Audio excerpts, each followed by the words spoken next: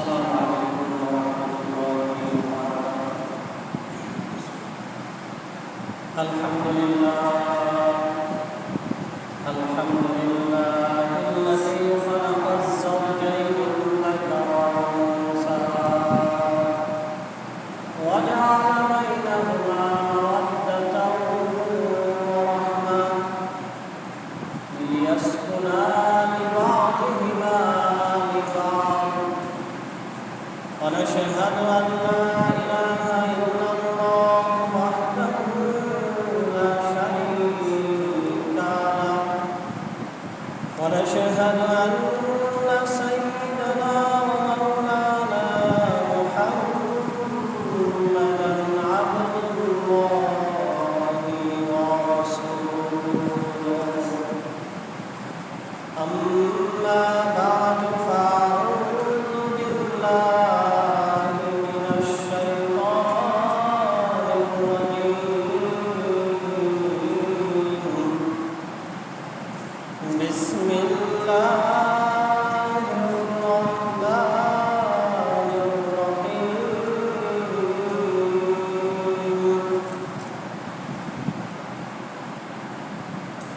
قل إنما حرم ربي الفواحش ما ظهر منها وما بطن والإثم والبغي بغير حق وأن تشركوا بالله ما لم ينزل به سلطانا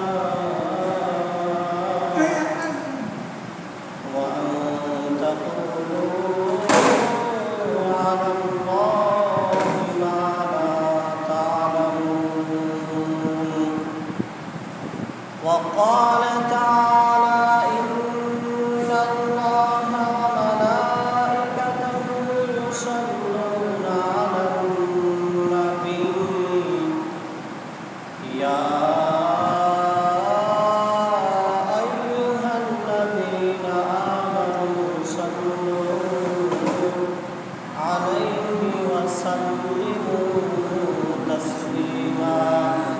اللهم صل على محمد وعلى آل محمد كما صليت على إبراهيم وعلى آل إبراهيم إنك حميد مجيد.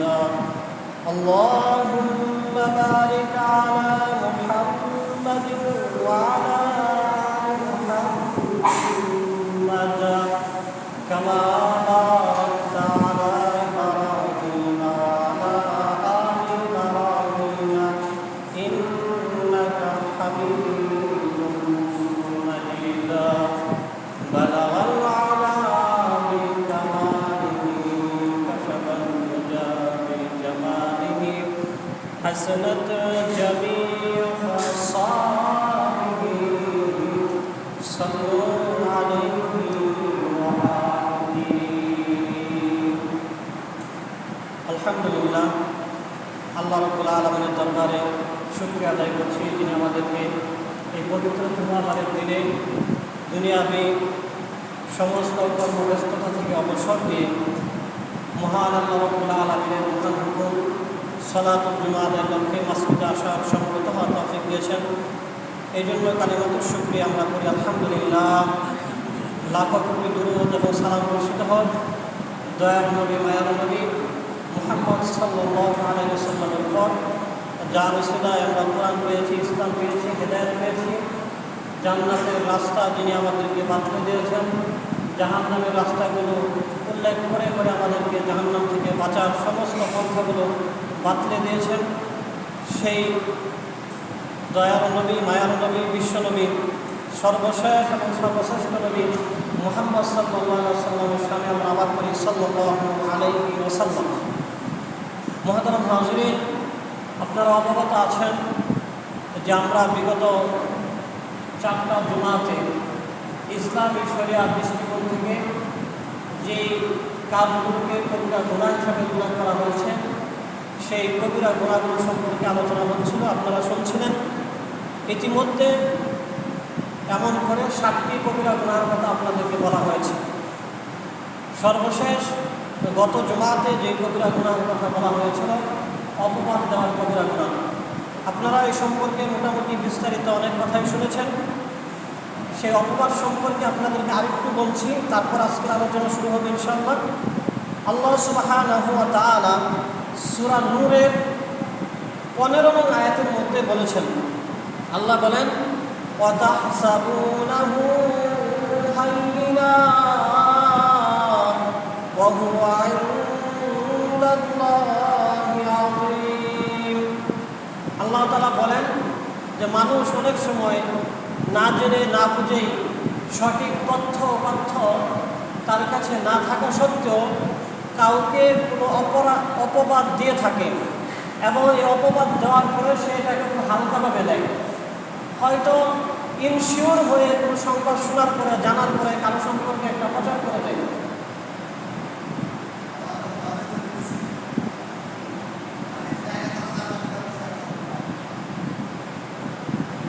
Ensure হয়ে কোনো বিষয় প্রচার করে দেয়। প্রচার করে দেওয়ার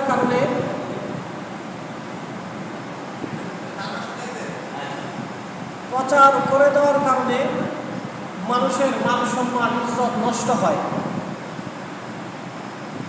তো আল্লাহ সুবহানাহু ওয়া তাআলা বলেন,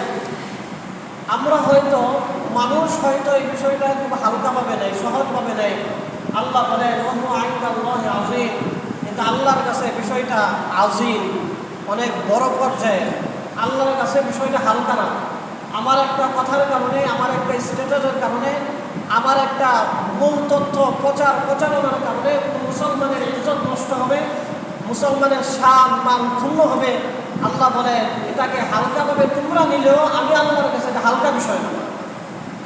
কেননা আল্লাহ সুবহানাহু ওয়া তাআলা সূরা মুনাফিকুনের 8 নং আয়াতের মধ্যে বলেন, আল্লাহ বলেন, ওয়ালিল্লাহিল ইজ্জাতু ওয়া লিরাসূলিহি ওয়া লিল মুমিনিন ওয়ালাকিন্নাল মুনাফিকিনা লা ইয়ালামুন।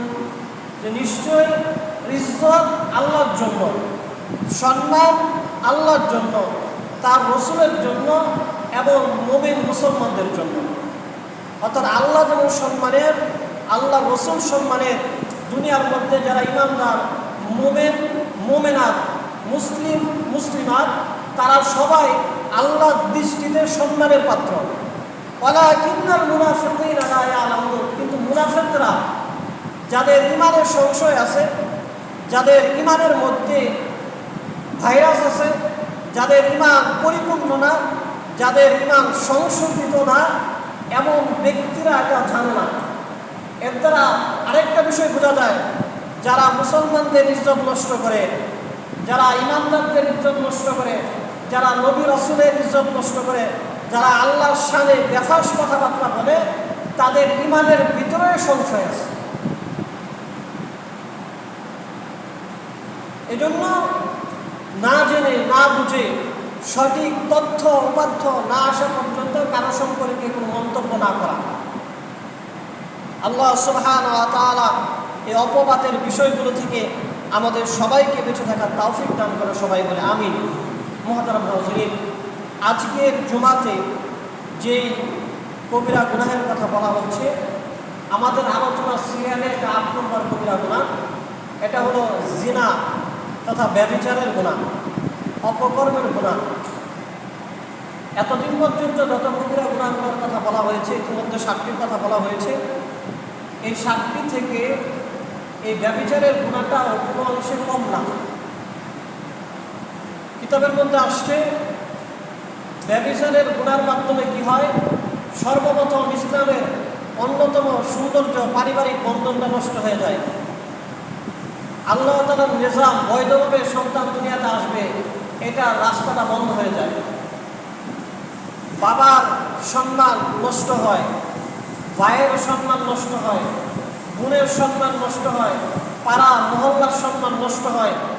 এই ব্যভিচারের মাধ্যমে, এক কবিরা গুনার মাধ্যমে অনেক মানুষের ইজ্জত নষ্ট হয়ে যায়, অনেক মানুষের সম্মান বিনষ্ট হয় এই ব্যভিচারের গুনার মাধ্যমে। এজন্য আল্লাহ সুবহানাহু ওয়া তাআলা কোরআনুল কারীমের মধ্যে সর্বপ্রথম কবিরা গুনার উল্লেখ করতে গিয়ে আল্লাহ বলেছেন আল্লাহর সাথে শিরক করা, তারপরে অন্যায়ভাবে মানুষ হত্যা করা, তৃতীয় নম্বরে আল্লাহ সুবহানাহু ওয়া তাআলা জিনার কথা বলেছেন। আল্লাহ তাআলা সূরা ফুরকানের ৬৭ থেকে নিয়ে ৭০ এই আয়াতগুলোতে আল্লাহ তাআলা বলেন ওয়াল্লাযীনা লা ইয়াদউনা মা'আল্লাহি ইলাহান আখারা ওয়া লা ইয়াকতুলুনা আন-নাফসা আল্লাতী হারামাল্লাহু ইল্লা বিল হাক্কি ওয়া লা ইয়াজনুন ওয়া মান ইয়াফআল যালিকা ইয়ালকা আসামা। আল্লাহ সুবহানাহু ওয়া তাআলা বলেন, এই আলোচনাটা আরো পিছন থেকে শুরু হয়েছে। আল্লাহর বান্দাদের পরিচয় দিতে গিয়ে বলেছেন ওয়াইবাদুর রহমান, কারা আল্লাহর বান্দা সেটা বলতে গিয়ে আল্লাহ বলছেন যে যারা আল্লাহর সাথে শরীক করে না, এটা থেকে বেঁচে থাকে, যারা অন্যায়ভাবে মানুষ হত্যা করা থেকে বেঁচে থাকে এবং জিনা ব্যভিচার থেকে যারা বেঁচে থাকে, ওমা ইয়াফআল যালিকা ইয়ালকা আসামা, যদি তাদের দ্বারা এই ধরনের কর্মকাণ্ড ঘটে যায়, অর্থাৎ আল্লাহর সাথে শিরক করে ফেলে অথবা অন্যায়ভাবে মানুষ হত্যা করে ফেলে কিংবা জিনা ব্যভিচার করে ফেলে, ওমা ইয়াফআল যালিকা ইয়ালকা আসামা, এটা একটা নিকৃষ্টতম গুনাহের কাজ তার দ্বারা সংগঠিত হয়ে গেল। ইযআফ লাহুল আযাবু ইয়াওমাল কিয়ামাহ ওয়া ইয়াখলুদু ফীহি মুহানা। আল্লাহ বলেন যারা এই ধরনের গুনাহের কাজ করবে তারা কিয়ামতের সময়, মৃত্যু পরবর্তী জীবনে আখিরাতের সময় তাদেরকে ডাবল শাস্তি দেওয়া হবে। তাদের শাস্তিটা হবে ডাবল। ওয়া ইয়াখলুদু ফীহি মুহানা, এবং স্থায়ীভাবে তারা এই জঘন্যতম জায়গায় জাহান্নামের মধ্যে বসবাস করবে। ইল্লা মান তাবা ওয়া আমানা ওয়া আমিলা আমালান সালিহান ফাউলাইকা ইউবাদদিলুল্লাহু সাইয়্যাতিহিম হাসানাত ওয়া কানা আল্লাহু গফুরান রহিমা। তারপর আল্লাহ তাআলা বলেন, তবে যারা এই গুনাহগুলো করার পরে, জিনা ব্যভিচার করার পরে, অন্যায়ভাবে মানুষ হত্যা করার পরে, আল্লাহ তাআলার সাথে শিরক করার পরে তারা অনুতপ্ত হয়, তারা অনুশোচনা করে, তারা আল্লাহর কাছে খাঁটি দিলে তাওবা করে, ওয়া আমিলা সালিহা, এবং নেক আমল করে, ফাউলাইকা ইউবাদদিলুল্লাহু সাইয়্যাতিহিম হাসানাত, তাহলে আল্লাহ তাআলা তাদের এই গুনার কাজগুলোকে নেকি দ্বারা পরিবর্তন করে দিবেন। ওয়া কানা আল্লাহু গফুরান রহিমা, এবং নিশ্চয়ই আল্লাহ তাআলা ক্ষমাশীল এবং দয়ালু। তাহলে এই আয়াতগুলোর মধ্যে আমরা কবিরা গুনাহগুলোর মধ্যে সর্বপ্রথম পেলাম আল্লাহ তাআলার সাথে শিরক করা, তারপরে পেলাম অন্যায়ভাবে মানুষ হত্যা করা, তারপরেই পেলাম জিনা ব্যভিচারের গুনাহ করার কথা। অনুরূপভাবে হাদিস শরীফের মধ্যেও নবীজি সাল্লাল্লাহু আলাইহি ওয়াসাল্লামকে জিজ্ঞাসা করা হয়েছিল যে আইয়ুজ যামবি আযমু ইনদাল্লাহ আও আকবারু ইনদাল্লাহ। আল্লাহ রাসূল সাল্লাল্লাহু আলাইহি ওয়াসাল্লামকে প্রশ্ন করা হয়েছিল, ইয়া রাসূলুল্লাহ, সবচেয়ে বড় গুনাহ, সবচেয়ে বড় অপরাধ কি? তখন আল্লাহ নবী সাল্লাল্লাহু আলাইহি ওয়াসাল্লাম বলেছিলেন, আনতা দাউ লিল্লাহি নিদ্দান ওয়া হুয়া খালাকাকা, আল্লাহ তাআলার সাথে শরীক করা, অংশীদার স্থাপন করা, যে আল্লাহ তোমাকে সৃষ্টি করেছেন। এরপরে আবার নবীজিকে প্রশ্ন করা হয়েছিল, সুম্মা আইয়ুন, যে তারপরে সবচেয়ে বড় গুনাহ কি? তখন নবীজি সাল্লাল্লাহু আলাইহি ওয়াসাল্লাম বলেছিলেন, আন তাকতুলা ওয়ালাদাকা খাশিয়াতা আই ইয়াতআমা মাআকা। নবীজি বলেছিলেন যে সন্তানদেরকে ভরণ পোষণ দিতে হবে, সন্তান তোমার সাথে খাদ্য খাবার খাবে, এই ভরণ পোষণের ভয়ে সন্তানকে হত্যা করে ফেলা। এরপরে নবীজিকে আবার প্রশ্ন করা হয়েছিল, সুম্মা আইয়ুন, ইয়া রাসূলুল্লাহ, তারপরে সবচেয়ে বড় গুনাহ কি? তখন নবীজি সাল্লাল্লাহু আলাইহি ওয়াসাল্লাম বলেছিলেন, আল তুজানি বিহালিলাতি জারিক, যে নিজের প্রতিবেশীর সাথে জিনা ব্যভিচারে লিপ্ত হওয়া। এটা বুখারী মুসলিম শরীফের হাদিস, এবং এই হাদিসটা বুখারী শরীফের 7 জায়গায় বর্ণিত হয়েছে। সাধারণত বুখারী শরীফের মধ্যে একটা হাদিস একবার পাইলেই আমরা সেটাকে অনেক গুরুত্বের সাথে দেখে থাকি। একটা হাদিসে যদি বুখারী শরীফের মধ্যে 7বার বর্ণনা করা হয়, তাহলে বোঝা যায় যে বিভিন্ন প্রেক্ষাপটে বিভিন্নভাবে নবীজি সাল্লাল্লাহু আলাইহি সাল্লাম থেকে এই কথাগুলো সাহাবায়ে কেরাম বর্ণনা করেছেন। কারণ এই হাদিসের মধ্যেও কবিরা গুনার মধ্যে শিরকের গুনাহ, অন্যায়ভাবে মানুষ হত্যা করা, তারপরে যেটা পাওয়া গেল সেটা হলো জিনার গুনাহ। কোরআনের মধ্যেও পাওয়া গেছে 3 নম্বরের জিনার গুনাহ, হাদিসের মধ্যেও পাওয়া গেছে 3 নম্বরের জিনার গুনাহ। মুহতারাম হাজিরিন, আল্লাহ সুবহানাহু ওয়া তাআলা জিনার গুনাহের ভয়াবহতার কথা বলতে গিয়ে আল্লাহ সুবহানাহু ওয়া তাআলা কেমন শব্দ চয়ন করেছেন সূরা বনী ইসরাঈলের 32 নং আয়াতের মধ্যে আসছে। আল্লাহ তাআলা বলেন যে ওয়ালা তাকরাবুজ জিনা ইন্নাহু কানা ফাহিশাতাও ওয়া সাআ সাবিলা। আল্লাহ তাআলা বলেন যে জিনা, ব্যভিচার, এটা কবিরা গুনাহ, হারাম কাজ, অনেক ক্ষয়ক্ষতি আছে জিনার। জিনার ভয়াবহতা এত বেশি, ওয়ালা তাকরাবুজ জিনা, তোমরা জিনার ধারে কাছেও যাবে না। জিনা, ব্যভিচার, অপকর্ম করা তো দূরের কথা, আল্লাহ বলেন তোমরা জিনা ব্যভিচারের ধারে কাছে পর্যন্ত যাবে না। কেন যাবে না? আল্লাহ আবার বলে ইন্নাহু কানা ফাহিশা, কেননা এটা একটা অশ্লীলতা, একটা নোংরা, নগ্নতা, এটা একটা পচা গন্ধা খারাপ জিনিস। পচা সাবিলা, এবং হাজারো লক্ষ কোটি খারাপ অশ্লীলতা, নগ্নতা, পাপাচারের জন্ম জিনার মাধ্যমে হবে। সুতরাং তোমরা জিনার ধারে কাছে পর্যন্ত যাবে না। অনুরূপভাবে আল্লাহ সুবহানাহু ওয়া তাআলা জান্নাতের উত্তরাধিকার যারা পাবে তাদের গুণাগুণ বর্ণনা করতে গিয়ে আল্লাহ তাআলা বলেছেন, এবং আল্লাহ সফলতা মুমিনদের পরিচয় দিতে যেয়ে বলেছেন সূরা মুমিনুনের শুরুর দিকে। সেখানে আল্লাহ সুবহানাহু ওয়া তাআলা বলেছেন, সূরা মুমিনুনের শুরুর দিকে আল্লাহ সুবহানাহু ওয়া তাআলা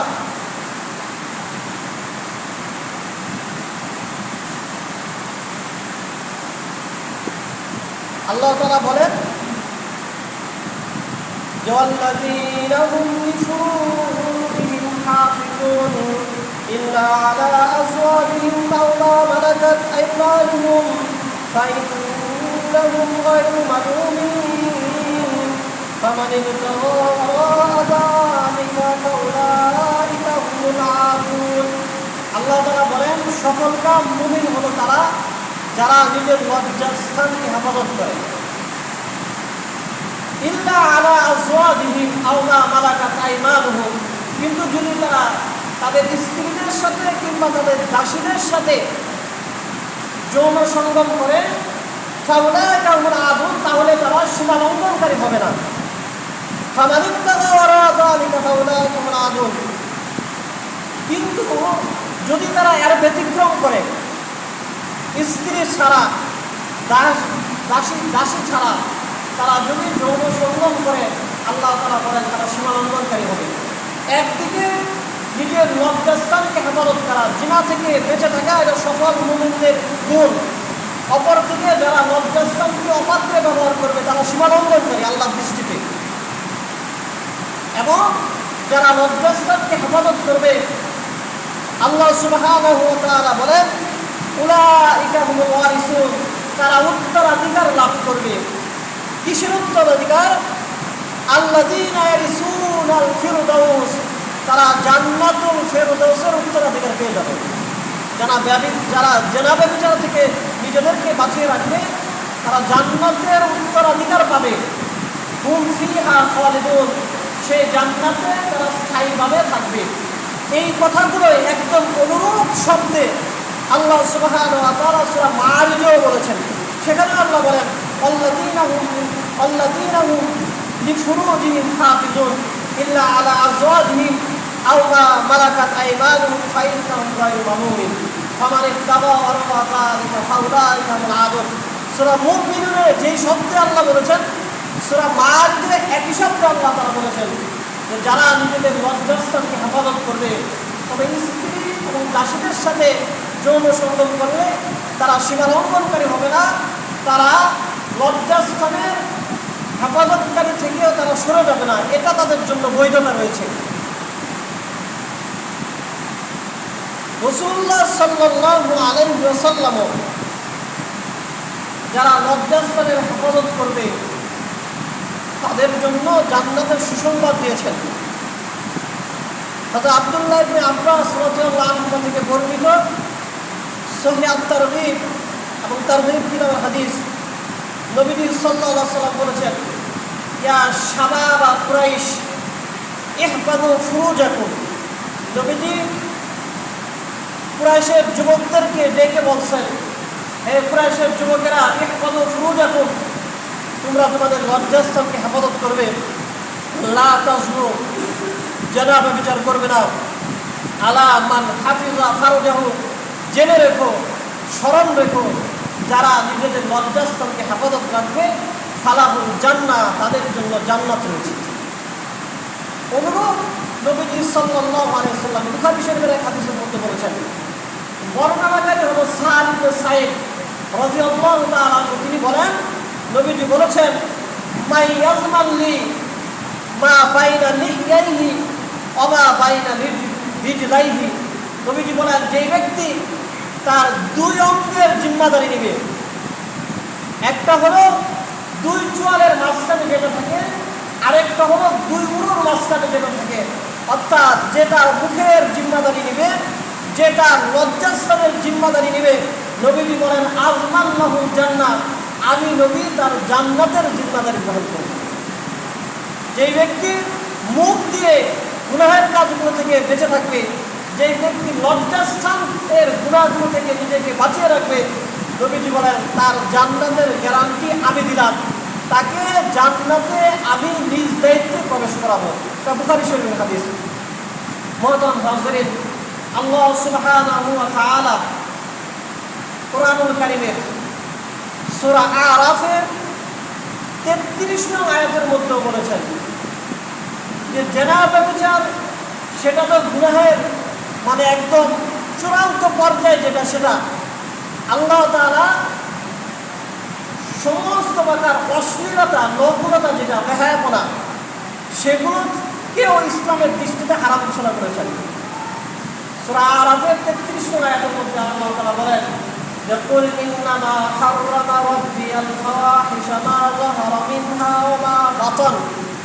আল্লাহ তাআলা বলেন যে, হে নবী, আপনি মানুষদেরকে, উম্মতদেরকে এই বিষয়টা জানিয়ে দেন, ইন্নামা হাররামা রাব্বিয়াল ফাওয়াহিশা মা যাহারা মিনহা ওয়া মা বাতান, যে নিশ্চয়ই আল্লাহ তাআলা প্রকাশ্য এবং অপ্রকাশ্য যত অশ্লীলতা আছে সবগুলোকে আল্লাহ তাআলা হারাম করে দিয়েছেন। ওয়াল ইসমা, এবং গুনাহকে আল্লাহ তাআলা হারাম করেছেন।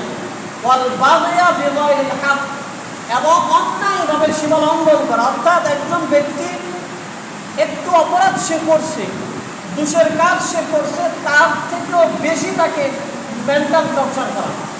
অর্থাৎ ভুল একজন মানুষ করছে, পরবর্তী সময় সে সংশোধন হয়ে গেছে, কিংবা তার ভুলের মাত্রা যতটুকু, মাত্রা অতিরিক্ত তাকে মানসিক টর্চার করা, কিংবা তাকে বিভিন্নভাবে শাস্তি প্রয়োগ করা, এরকম করা।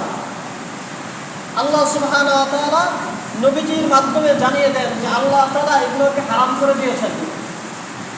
প্রকাশ্য অশ্লীলতা, অপ্রকাশ্য অশ্লীলতা, যেগুলো আমাদের কাছে গুনাহের মনে হবে, যেগুলো আমরা মনে করবো যে এটা হচ্ছে অশ্লীলতা। অনেক সময় তো এমন হয়, সব সময় বুরকা টুরকা পরে স্কুল কলেজে যায়, মাদ্রাসায় যায়, সাধারণত বুরকা ছাড়া স্কুল কলেজে যায় না, বাজার ঘাটেও যায় না। কিন্তু যখন ভার্সিটিতে স্কুলের মধ্যে বিদায় অনুষ্ঠান হয়, তখন পর্দা আর থাকে না। যখন বড় ভাই, বড় বোন কিংবা পাড়াপড়শি কারো গায়ে হলুদ শুরু হয়, তখন আর পর্দা থাকে না, তখন বেহায়াপনা শুরু হয়ে যায়। আর এক সময় তো মানুষ টাকার বিনিময়ে বেহায়াপনা করতো, এখন লাইক এবং কমেন্টসের জন্য মানুষ বেহায়াপনা করে। এক সময় নর্তকীরা নাচতো, যারা নাচে তারা এই জন্য নাচতো যে নাচাটা তাদের পেশা। নাচলে তারা হয়তো নাটকে অ্যাক্টিং করে কিংবা ছবি মুভিতে অ্যাক্টিং করে, তারা একটা মানে পারিশ্রমিক পায়। এখন তো আমরা এমন হয়ে গেছে বিষয় যে টিকটক বানানোর জন্য হোয়াটসঅ্যাপ, ইনস্টাগ্রামে, বিভিন্ন অনলাইন অ্যাপস লাইকসের মাধ্যমে বিভিন্ন ভিডিও ক্লিপ দিবে, অনেকগুলো ভিউ হবে, মানুষ তাকে বাবা মাশাআল্লাহ বলবে, নাউজুবিল্লাহ। অনেক সময় আমরা এই নাচের ভিডিওর মধ্যে মাশাআল্লাহ কমেন্ট করে বলছি। তো আগে যারা মৌখিক ছিল তাদের ধরেন একটা তারা পেশা হিসাবে চালাতো, যে বলতোই যে আমাদের এটা পেশা, এটা আমাদের রুটি রুজি, এই জন্য আমরা করি। তো এখন যারা বুরকাওয়ালি, যারা বুরকা পরে, পর্দাও কম বেশি করে, কিন্তু লাইক কমেন্টস পাওয়ার জন্য হোয়াটসঅ্যাপ আর ইনস্টাগ্রামে আর ফেসবুকের মধ্যে ভিডিও, ইউটিউবে ভিডিও আপলোড দেওয়ার সময় আর এই চিন্তা থাকে না। আল্লাহ তাআলা বলেন এই ধরনের অশ্লীলতা বলা ইসলামের দৃষ্টিতে হারাম। মানুষ কত বোকা হয়েছে, কত বোকা, টাকা ছাড়াই, বিনিময় ছাড়াই নিজের রূপ যৌবন দিয়ে দেয়। এটা বোকামি, নিতান্তই বোকামি।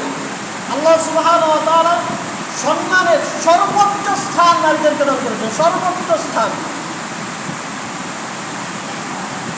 একটা নারী যখন সন্তান, তখন সে তার বাবা মার জন্য জান্নাত। কারণ বাবা মা যদি একটা মেয়েকে ভালোভাবে লালন পালন করে সৎ স্বামীর কাছে সুপর্দ করতে পারে, এর জন্য আল্লাহ তাআলা তাকে জান্নাত দান করবেন।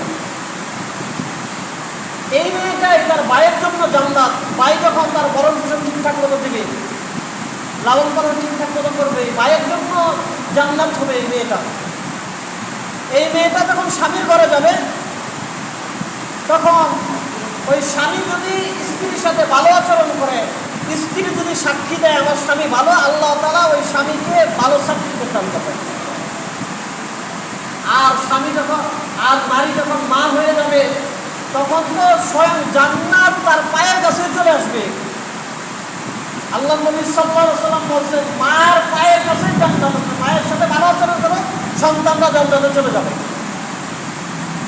ওই নারী যখন সস্তা লাইকের জন্য আর কমেন্টসের জন্য নিজের এই সৌন্দর্যটাকে মানুষকে প্রদর্শন করে, এটা আসলেই বোকামি, এটা উদারতা না, এটা আধুনিকতা না। বরঞ্চ আমরা তো ইতিহাস পড়ছি এটা, এক সময় মানুষ পোশাকের ব্যবহার জানতো না। যখন মানুষ সভ্য হইতে শিখছে, মানুষ তখন পোশাকের ব্যবহার শিখছে। আমরা 4-5-এ বিজ্ঞান বইয়ে, সমাজ বইয়ে এই ইতিহাস কিন্তু পড়ছি। তার মানে পোশাক পরা, নিজেকে আড়াল করে রাখা, আবৃত রাখা, এটা হলো সভ্যতার নিদর্শন। পোশাক ছাড়া থাকা মানে আমি নিজেকে অনেক পিছনে নিয়ে গেলাম, আমি আধুনিক হতে পারলাম না। পোশাক ছাড়া এটা হলো জীব জন্তু পশুর স্বভাব। পোশাক পরিচ্ছদে নিজেকে আবৃত করে রাখা, এটাই চূড়ান্ত আধুনিকতা, এটাই হলো মানুষের গুণ, এটাই হলো চূড়ান্ত পর্যায়ে সভ্যতা। আল্লাহ সুবহানাহু ওয়া তাআলা সূরা আরাফে 33 আয়াতের মধ্যে বলেন যে নিশ্চয়ই আল্লাহ সুবহানাহু ওয়া তাআলা প্রকাশ্য অপ্রকাশ্য অশ্লীলতা, বেহায়াপনাকে হারাম করে দিয়েছেন। নবী আপনি এটা মানুষকে জানিয়ে দেন, এবং সমস্ত প্রকার গুনাহগুলোকে হারাম করে দেওয়া হয়েছে।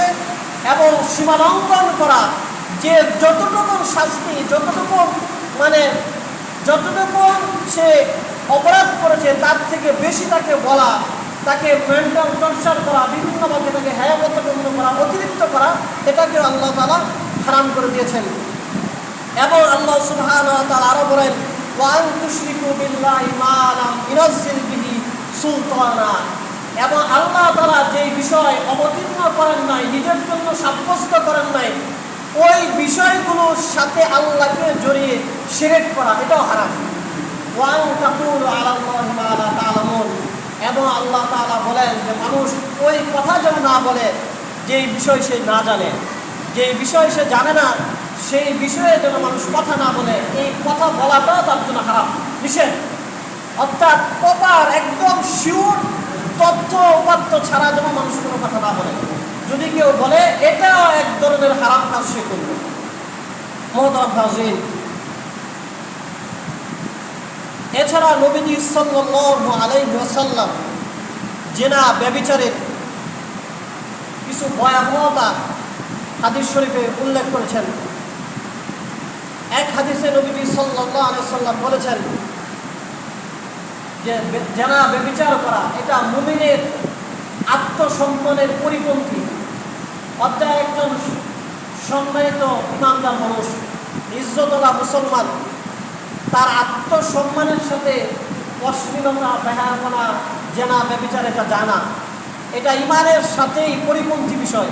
কোনো পাক্কা ইমানদার অশ্লীলতা, বেহায়াপনা, জেনা, ব্যভিচারের সাথে নিজেকে যুক্ত রাখতে পারে না।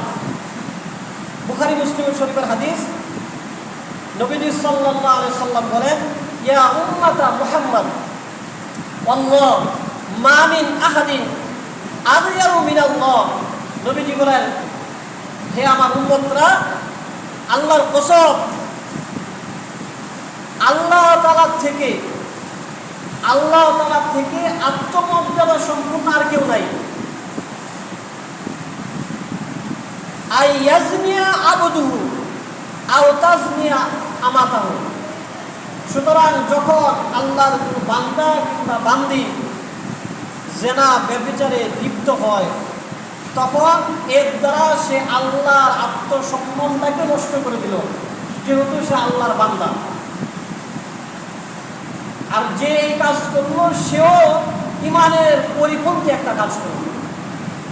অনুরূপ আবু দাউদ শরীফের এক হাদিসের মধ্যে নবী সাল্লাল্লাহু আলাইহি ওয়াসাল্লাম বলেছেন, জেনা, ব্যভিচার শুধু ইমানের সাথে পরিপন্থী এমন না, জেনাকারী ব্যক্তি যখন জেনা করে তখন তার থেকে ইমান বের হয়ে যায়, ইমান আর তার সাথে থাকে না। হযরত আবু হুরায়রা রাদিয়াল্লাহু আনহু থেকে বর্ণিত, তিনি বলেন, নবীজি সাল্লাল্লাহু আলাইহি ওয়াসাল্লাম বলেছেন, ইযা জানার রাজুলা খারাজা মিনহুল ঈমান। যখন কোনো ব্যক্তি জেনা করে তখন তার থেকে ঈমান বের হয়ে যায়। কানা আলাইহি কাযুল্লাতি ফাইদান কতআ রাজা ইলাইহিল ঈমান। এবং এই ঈমানটা ছায়ার মতো শূন্যে ভাসতে থাকে।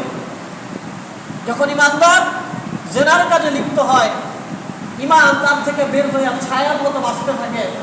যখন এই জেনা করা শেষ হয়, আবার ঈমানদারের ভিতরে প্রবেশ করে, তারা পর্যন্ত যায় না।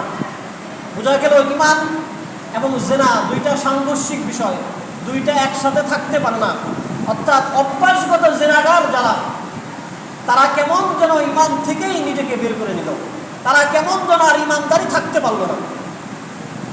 অপর বর্ণনায় এটাই আরো একটু গভীরভাবে, আরো পরিষ্কারভাবে নবীজি সাল্লাল্লাহু আলাইহি ওয়াসাল্লাম বলেছেন, অনেকটা একই রকম।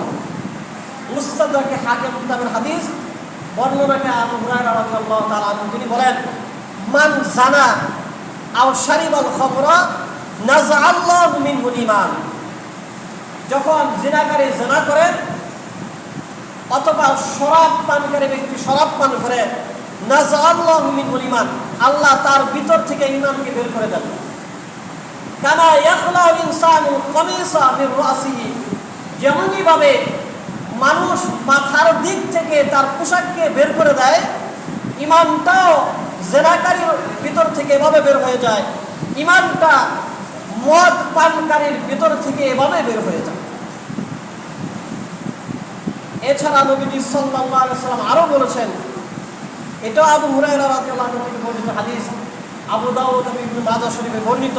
নবীজি বলেন, লা ইয়াজনি জানি হিনা ইয়াজনি ওয়া হুয়া মুমিন ওয়া লা ইয়াসরিকু হিনা ইয়াসরিকু ওয়া হুয়া মুমিন ওয়া লা ইয়াশরাবুল খামরা হিনা ইয়াশরাবুহা ওয়া হুয়া মুমিন। নবীজি সাল্লাল্লাহু আলাইহি ওয়াসাল্লাম বলেন, যখন জিনাকারী ব্যক্তি জিনা করে তখন আর সে মুমিন থাকে না, যখন চোর চুরি করে তখন আর সে মুমিন থাকে না, যখন শরাবকারী ব্যক্তি শরাব পান করে তখন আর সে মুমিন থাকে না। ওয়াত-তাওবাতু মা'রুদাতুন বা'দা।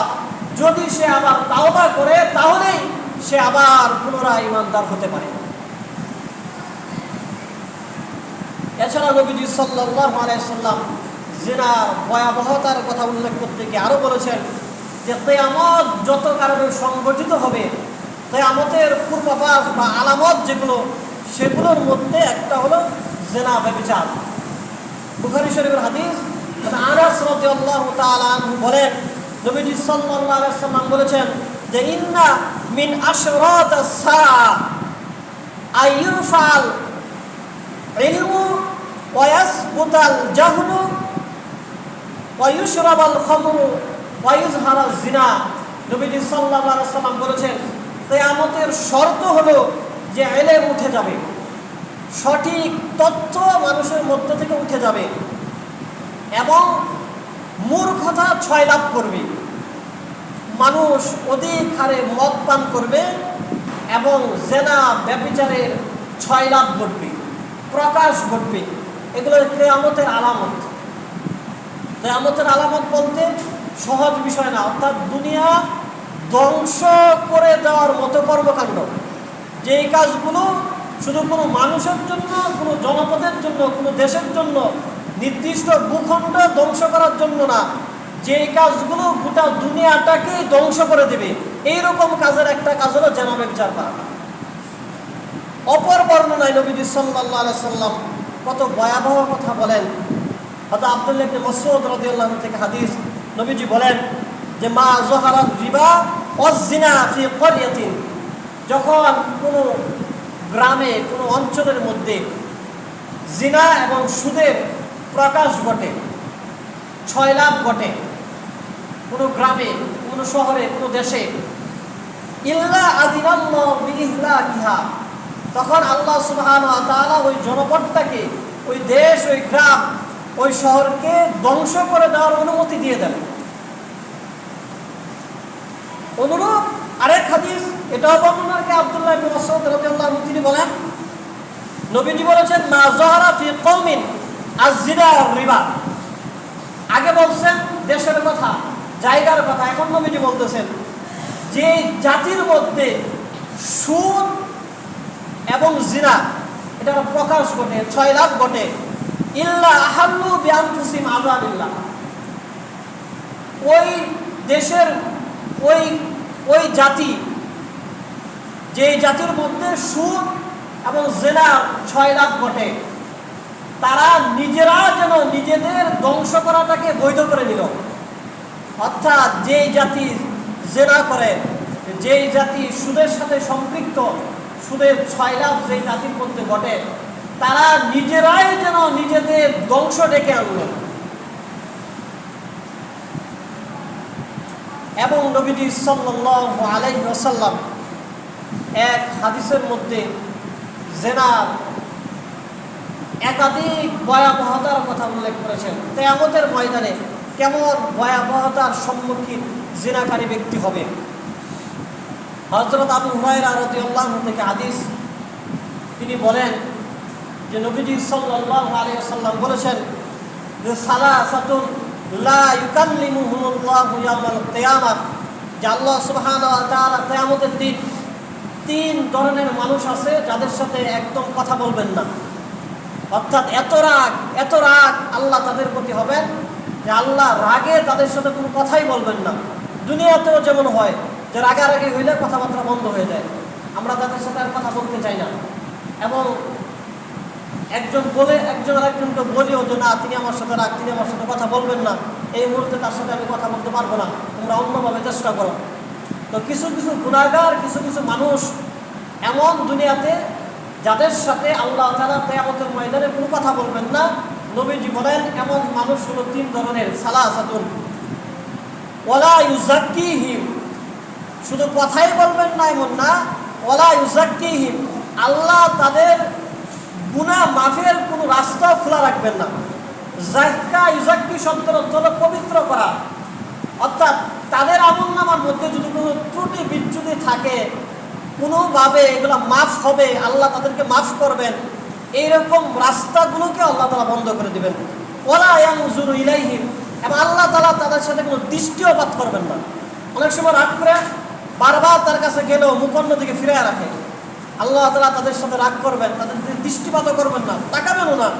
ওয়ালাহুম আযাবুন আলীম, এবং তাদের জন্য যন্ত্রণাদায়ক, জঘন্যতম, খারাপ, নিকৃষ্ট শাস্তির ব্যবস্থা আল্লাহ তাআলা রাখবেন। কতগুলো কথা নবীজি সাল্লাল্লাহু আলাইহি ওয়াসাল্লাম বললেন, একটা বললেই পারতেন যে আল্লাহ কথা বলবেন না। আল্লাহ নবী বলছেন আল্লাহ তাদের সাথে কথাও বলবেন না, তাদের গুনাহ মাফের, তাদেরকে পবিত্র করার কোনো রাস্তাও থাকবে না, আল্লাহ তাদের দিকে তাকাবেনও না। আল্লাহ তাআলা তাদের জন্য অনেক যন্ত্রণাদায়ক শাস্তিরও ব্যবস্থা করে রাখবেন। এরপরে নবীজি সাল্লাল্লাহু আলাইহি ওয়াসাল্লাম বলতেছেন যে ওই 3 শ্রেণীর মানুষ কারা। 1 নম্বর হলো শাইখুন জানিন, বৃদ্ধ জিনাকারী ব্যক্তি, বুড়া জিনাকার, বয়স হয়ে গেছে, স্বভাব এখনো ভালো হয়নি। সাধারণত জোয়ান বয়সে, যুবক বয়সে জওয়ানির সময় মানুষের দ্বারা এই ধরনের জেনা ব্যভিচার হওয়াটা অনেকটা মানে কেমন যেন স্বাভাবিক একটা বিষয়, হইতেই পারে। জওয়ানের যৌবনের তারা একটা মানে অপকর্ম তার দ্বারা হয়ে গেছে। কিন্তু আল্লাহ নবী সাল্লাল্লাহু আলাইহি ওয়াসাল্লাম বলতেছেন, যারা শেষ বয়সে বুড়া বয়সে জেনা করবে, এমন বুড়া কালে জেনাকারী যে তার সাথে আল্লাহ তাআলা কথা বলবেন না, তার গুনাহ মাফের কোনো রাস্তা খোলা রাখবেন না, আল্লাহ তার দিকে তাকাবেনও না, তার জন্য যন্ত্রণাদায়ক শাস্তি ব্যবস্থা আল্লাহ তাআলা রাখবেন। এরপরে নবীজি বলতেছেন মালিকুন কাজ্জাবুন, এবং দ্বিতীয় নম্বর হলো মিথ্যাবাদী বাদশাহ, মিথ্যাবাদী নেতা, যাদেরকে শাসন ক্ষমতা আল্লাহ তাআলা দিয়েছেন কিন্তু তারা মিথ্যা কথা বলে, আশ্বাস দেওয়ার সময় মিথ্যা বলে, ওয়াদা করার সময় মিথ্যা বলে, বিভিন্নভাবে তারা মিথ্যা বলে। এমন মিথ্যাবাদী শাসক, মিথ্যাবাদী রাজবাদশাহ, মিথ্যাবাদী নেতা যারা, মিথ্যাবাদী নেতৃত্ব যারা, আল্লাহ নবী সাল্লাল্লাহু আলাইহি ওয়াসাল্লাম বলেন এমন মিথ্যুকদের সাথে আল্লাহ কথাও বলবেন না, তাদের গুনাহ মাফের কোনো রাস্তাও রাখবেন না। আল্লাহ ওইরকম মিথ্যাবাদী শাসকের দিকে তাকাবেন না, তাদের জন্য যন্ত্রণাদায়ক শাস্তি রয়েছে। এরপরে নবীজি সাল্লাল্লাহু আলাইহি ওয়াসাল্লাম বলেন তৃতীয় নম্বর হলো ওয়া আইনুন মুস্তাকবিরুন, এবং গরীব অহংকারী। এমনি কিছু নাই কিন্তু ভাবের কোনো শেষ নাই, অহংকার দম্ভ কোনো কিছু নাই। সাধারণত মানুষের টাকা পয়সা থাকলে, রূপ লাবণ্য থাকলে, একটা সামাজিক পদ পজিশন থাকলে মানুষ অনেক সময় অহংকার করে। কিন্তু নবীজি বলেন গরিব, অহংকার করার মতো কিছু নাই, তারপরেও সে অহংকার করে। অনেক ক্ষেত্রে দেখা গেছে যেই বিষয়গুলো আল্লাহ সুবহানাহু ওয়া তাআলা নবীজির মাধ্যমে জানাইছেন যে এই তিন ধরনের মানুষের জন্য এত এত কঠিন বিষয়, অনেকটা যুক্তিগত। কারণ বুড়াকালে কেন সে জিনা করবে? টাকা পয়সা নাই, অভাবী, সে কেন অহংকার করবে? তাকে এমনিতেই তার রাষ্ট্রীয় ক্ষমতা দেওয়া হয়েছে, সে কেন মিথ্যার আশ্রয় নেবে? তার মিথ্যা বলার দরকারটা কি? এই তিন শ্রেণীর মানুষ, তাদের সাথে আল্লাহ সুবহানাহু ওয়া তাআলা কথা বলবেন না। পক্ষান্তরে যারা নিজেদের সম্ভ্রমকে, নিজেদের ইজ্জতকে বাঁচিয়ে রাখবে, নিজেদের যৌবনকে হেফাজত রাখবে, যখন তাকে কেউ আহ্বানও করবে যৌনকর্মের জন্য, অশ্লীলতার জন্য, ব্যভিচারের জন্য ডাকবে, তারপরেও যদি সে নিজেকে সংযত রাখে। বুখারী মুসলিম শরীফের হাদিসের মধ্যে আসে, নবীজি এইভাবে বলেছেন ওয়ারাজুলুন তালাবাতহু ইমরাতুন যাতু মানসিবিন ওয়া জামালিন, যখন কোনো ব্যক্তিকে উচ্চ বংশীয় সুন্দরী কোনো মহিলা আহ্বান করে অশ্লীলতার জন্য, ব্যভিচারের জন্য, জেনার কাজ করার জন্য, সাধারণ নারী না, ওই মহিলার বংশ ভালো, দেখতেও সুন্দরী, এরপরে কোনো যুবককে আহ্বান করে যে আসো তোমার এই খারাপ কাজটাকে চরিতার্থ করো, এমত অবস্থায়ও যদি কোনো পুরুষ নিজেকে বাঁচিয়ে রাখে, সে বলে ইন্নী আখাফুল্লাহ, আমি আল্লাহকে ভয় করি। সব ধরনের সুযোগ থাকা সত্ত্বেও একজন নারী নিজে আমাকে এই জেনার কাজের জন্য ডাকছে, সে সুন্দরী, বংশ ভালো, সুযোগ আছে, তারপরেও যদি কোনো যুবক নিজের এই যৌবনটাকে হেফাজত রাখে, আল্লাহ নবী সাল্লাল্লাহু আলাইহি ওয়াসাল্লাম বলেন সাবআতুন ইউযিল্লুহুমুল্লাহু ফি জিল্লিহি ইয়াওমা লা জিল্লা ইল্লা জিল্লুহু। আল্লাহ সুবহানাহু ওয়া তাআলা এমন পুরুষকে ওই দিন আরশের নিচে ছায়া দান করবেন যেই দিন আল্লাহর আরশ ছাড়া কোনো ছায়ার ব্যবস্থা থাকবে না। অর্থাৎ যারা সুযোগ পাওয়ার পরেও, কোনো মহিলা কোনো মেয়ের পক্ষ থেকে জেনা ব্যভিচারের প্রস্তাব পাওয়ার পরেও সে অপকর্মে নিজেকে জড়ায় না, আল্লাহকে ভয় পায়, আল্লাহকে ভয় করে, নিজেকে বাঁচিয়ে রাখে, কিয়ামতের দিন যখন কোনো ছায়ার ব্যবস্থা থাকবে না, আল্লাহর আরশের নিচে এমন ব্যক্তিকে ছায়া দান করা হবে। মুহতারাম হাজিরিন, যে কথাগুলো বলা হলো যে জিনা একটা বড় ধরনের কবিরা গুনাহ, জিনা করলে এই শাস্তির কথা কোরআনের মধ্যে বর্ণিত হয়েছে। জিনা ব্যভিচার থেকে নিজেকে বাঁচিয়ে রাখলে কুরআন এবং সুন্নায় এই ফজিলতের কথা বলা হয়েছে। আল্লাহ সুবহানাহু ওয়া তাআলা যেন আমাদেরকে কথাগুলোর উপর আমল করার, জিনা ব্যভিচার থেকে নিজেদেরকে, অশ্লীলতা থেকে নিজেদেরকে বাঁচিয়ে রাখার তৌফিক আল্লাহ সুবহানাহু ওয়া তাআলা আমাদেরকে দান করেন। আমিন। যারা পরে আসি ইনশাআল্লাহ তারা দোয়া করে নিন। সুবহানাল্লাহি ওয়া বিহামদিহি। সুবহানাল্লাহি ওয়া বিহামদিহি আশহাদু আল্লা ইলাহা ইল্লাল্লাহ